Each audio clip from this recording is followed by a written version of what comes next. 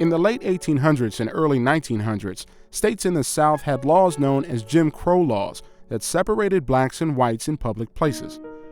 African Americans had to ride in the back of buses and in separate train cars. There were separate drinking fountains and theater entrances, separate waiting rooms, parks, and schools. This racial segregation was strictly enforced. Facilities and services were required by law to be separate but equal, yet they rarely were equal. But a court case in Texas brought by Heman Sweatt would help bring an end to segregation laws in Texas and across the United States.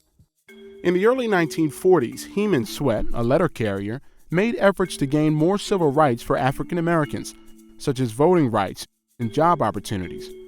Sweatt decided to study the law to help in his fight against discrimination. No law school for African Americans existed in the state of Texas at that time, so in 1946, Sweatt applied to the white-only law school at the University of Texas in Austin. Although Sweatt was a college graduate and qualified for admission, he was not allowed to register for classes because he was African American. With help from the National Association for the Advancement of Colored People, also known as the NAACP, Sweatt filed a lawsuit against the university. Texas officials promptly created a separate law school for blacks. The Texas court declared that it was equal to the white law school at the University of Texas. Sweatt disagreed. In 1949, he appealed to the United States Supreme Court. In June 1950, the court ruled in favor of Heman Sweatt.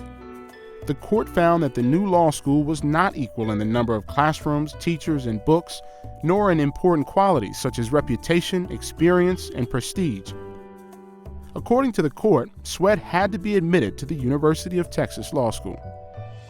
This ruling would be an important step in the path toward eliminating segregation laws, not only at the University of Texas, but in all public schools in the United States. Finally, in September 1950, more than 4 years after he first applied, Heman Sweatt registered for classes at the University of Texas Law School. The legal struggles had been hard on him. In 1952, citing poor health, Sweatt left the university. He would later earn a degree in social work and continue his fight against injustice with the Urban League. Heman Sweatt's fight for civil rights is remembered by the University of Texas, where an annual civil rights conference, a law school scholarship, and a campus plaza bear his name.